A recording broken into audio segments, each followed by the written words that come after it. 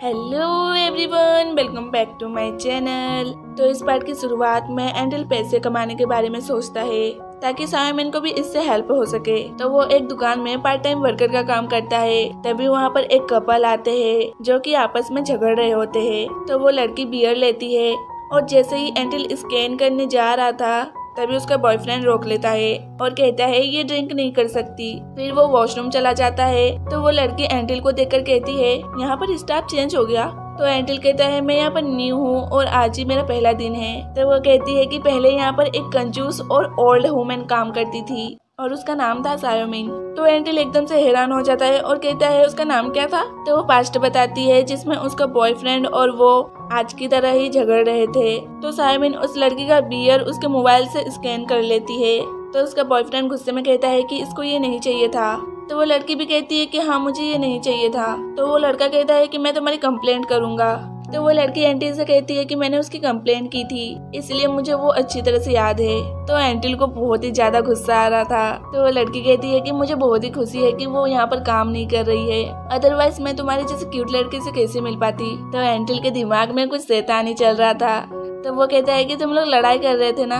तो वो कहती है कि वो मुझे सब चीज नहीं बताता है। तो एंडल कहता है कि काश मैं तुमसे पहले मिला होता। तो ये सुनकर वो बहुत ही खुश हो जाती है। तभी उसका बॉयफ्रेंड आ जाता है और उसे चलने के लिए कहता है। तो वो उससे ब्रेकअप करके वहाँ से चली जाती है। तो शाम को एंडल जब घर वापस जा रहा था तो वो लड़की फिर से आती है और एंडल से कहती है कि मैं तुम्हारा वेट कर रही थी, मैंने ऑलरेडी उससे ब्रेकअप कर लिया है और मैं अब सिंगल हूँ। तो एंडल कहता है ठीक है तो तुम मेरी आंखों में देखो। तो वो शर्माते हुए कहती है कि तुम बहुत ही फ्लर्टी हो।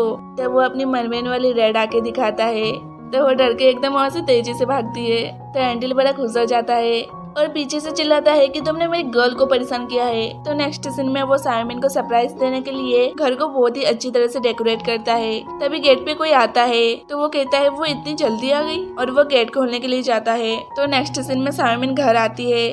तो वो देखती है कि घर पूरा डेकोरेट हुआ है। तो वो बहुत ही ज्यादा खुश हो जाती है, लेकिन वो देखती है कि एंडल कहीं भी नहीं है। तो वो उसको कॉल करती है लेकिन वो उसका कॉल भी आंसर नहीं करता। तो उसको याद आता है कि उसने एंडल को वॉच दिया था जिससे वो उसको लोकेट कर सकती है। तो वो सीधे उसको ढूंढने चली जाती है और दूसरी तरफ एंडल को चैंगसी ने पकड़ के रखा था और वो उसके ऊपर एक्सपेरिमेंट करने जा रहा था। तो वो एंडल को कहता है कि मैंने एक बार मरमेड देखा था। तो मैंने सबको ये बात बताया लेकिन किसी को भी मेरी बात पे विश्वास नहीं हुआ, लेकिन मुझे पूरा विश्वास था कि मरमेड होते हैं और इसीलिए मैंने मरीन बायोलॉजी चुना।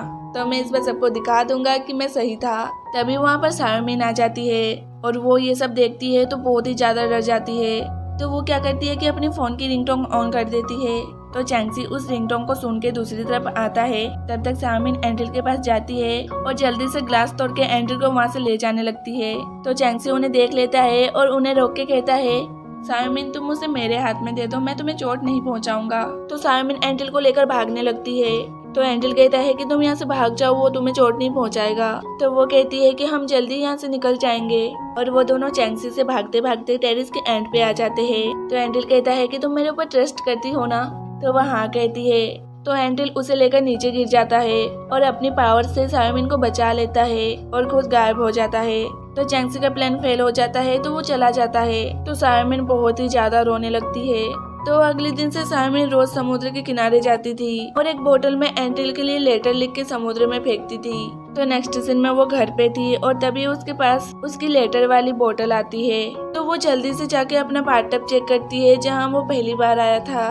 तो वो देखती है कि वो वहाँ बैठा उसके भेजे हुए लेटर को पढ़ रहा था और वो देखती है कि उसके सारे भेजे हुए लेटर उसके पास ही थे। तो वो एंडल से कहती है कि मेरे सारे लेटर तुम्हें मिल जाते थे। तो वो कहता है हाँ तभी तो मैं यहाँ आया हूँ। और वो कहता है कि चलो मैं पढ़ के सुनाता हूँ।